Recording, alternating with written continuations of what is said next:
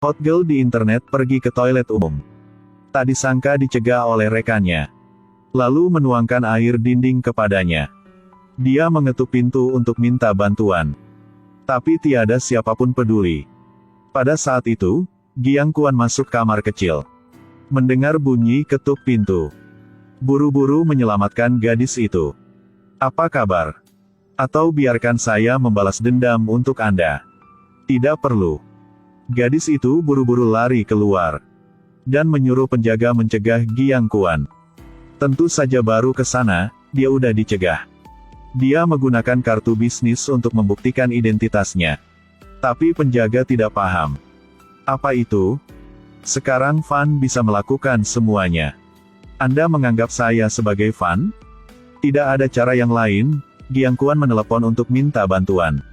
Hasilnya HP-nya disita. Lalu diseret ke kantor penjaga di perusahaan. Tak disangka Giang Kuan tidak biasa. Baru sampai sebentar. Udah minum bir dengan penjaga-penjaga di sini. Lalu memainkan kartu bersama. Sampai hampir mabuk. Mereka mengobrol tentang perusahaan. Mereka menyebut direktur Fan di perusahaan. Sebelumnya, pada larut malam, kami melihat seorang gadis keluar dari kantor dia. Saat itu hampir pukul 3 pagi. Benar. Saya menyuruh bagaimana ada seorang gadis keluar pada larut malam. Pada saat itu, Direktur Vien muncul. Menemukan Giang Kuan yang awalnya harus bertemu klien. Tapi minum bir dengan penjaga di sini. Dia menyeret Giang Kuan dengan marah. Tapi untuk tahu lebih banyak informasi. Keesokan harinya Giang Kuan pergi ke perusahaan itu. Sekaligus menemukan sekelompok sedang menghina gadis kemarin. Mereka merebut tas gadis itu. Lalu menuang semuanya di dalam. Gadis itu tidak berkata apapun.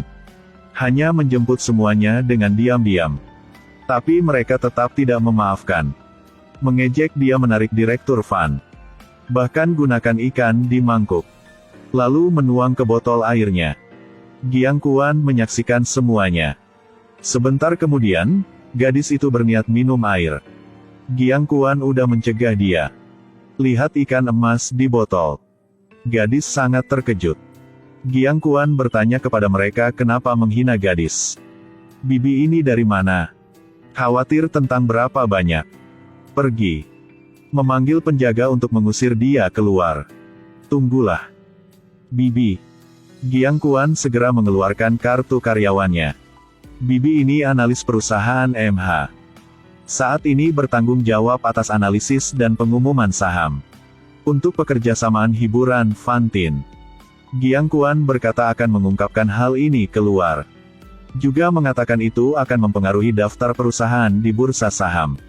Lagi pula, mereka harus bertanggung jawab. Mendengarnya, sikap keduanya segera berubah.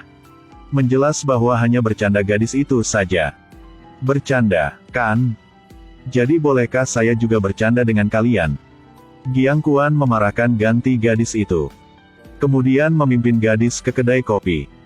Giang Kuan mau membantu gadis itu. Menasehati gadis menjelaskan alasan masalah. Tapi apa guna kalau berkata, saya tidak bisa melawan mereka. Kenapa Anda tahu tidak berguna?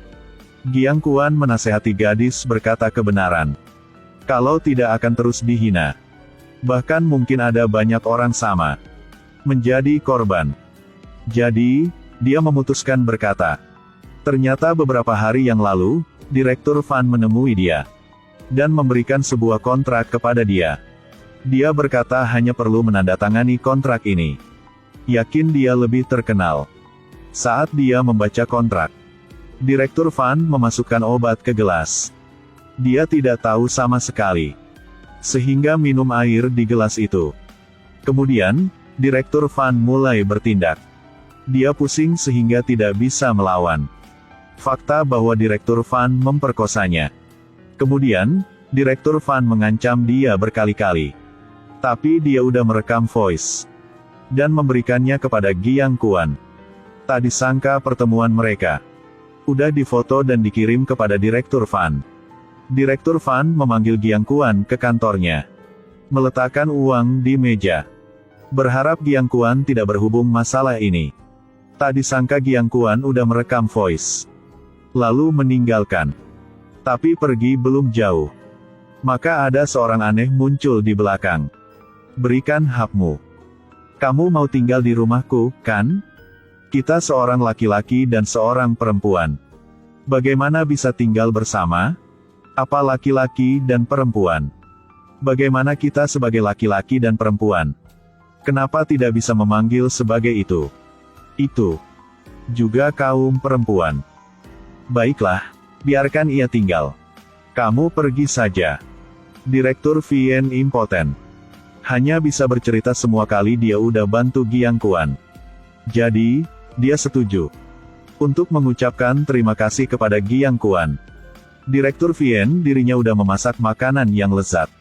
Baru makan, mereka udah merebut. Dia segera berpura sakit perut.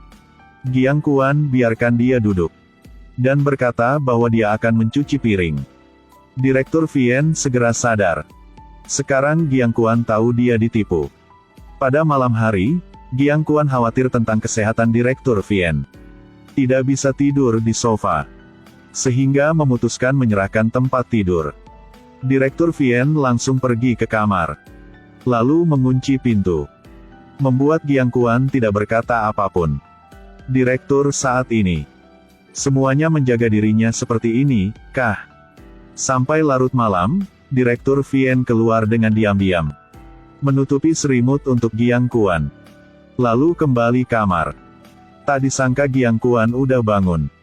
Dia tersenyum. Dini keesokan harinya. Giang Kuan berniat mencari pakaian untuk Direktur Vien. Tapi dia buru-buru mencegah. Hasilnya mereka tanpa sengaja mencium. Giang Kuan malu sehingga buru-buru pergi. Pada saat ini, Direktur Vien mengeluarkan sebuah kotak dari lemari pakaian. Ternyata dia takut Giang Kuan menemukan. Kotak penuh memori antar mereka. Adegan tadi membuat Giang Kuan khawatir. Bahkan saat melapor, dia juga bingung.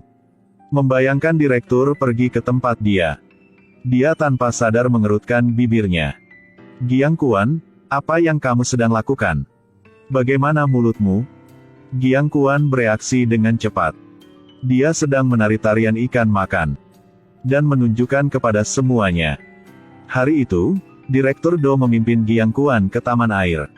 Kemudian, Direktur Vien juga muncul. Lihat keduanya intim.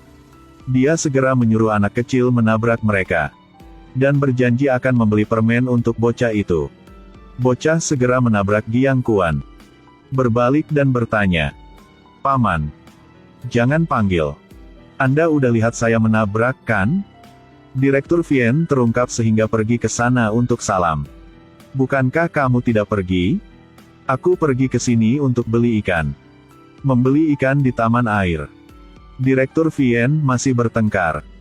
Giang Kuan siap pot. Mengajak Direktur Vien makan bersama. Hasilnya, Direktur Kie menerima telepon. Giang Kuan cemburu. Melempar pakaian Direktur Vien. Tak disangka menemukan kotak tersebut. Saat bukanya baru menemukan. Di dalamnya penuh foto mereka. Dia memegang sebuah foto. Lalu lihat anjing di rumah. Ternyata anjing yang dia menjemput pada 10 tahun yang lalu. Kemudian, direktur udah membesarkannya. Dia menemukan sebuah surat di dalamnya. Surat cinta ditulis oleh Direktur Vien kepada dia saat masih belajar di sekolah. Aku tidak mau meninggalkanmu. Sebelum aku pergi. Aku mau berkata kepadamu satu rahasia. Rahasia yang hanya seorang bodoh sepertimu tidak menemukan. Aku selalu mencintaimu. Pada saat itu, dia menangis. Giang Kuan ambil mantel dan lari keluar.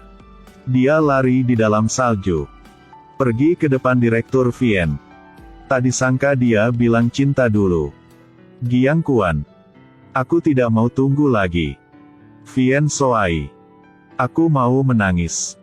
Direktur Vien menutupi mata Giang Kuan dengan tangannya. Lalu mencium di pipi Giang Kuan. Tentu saja, hal yang paling membahagiakan adalah orang yang kamu suka juga menyukaimu.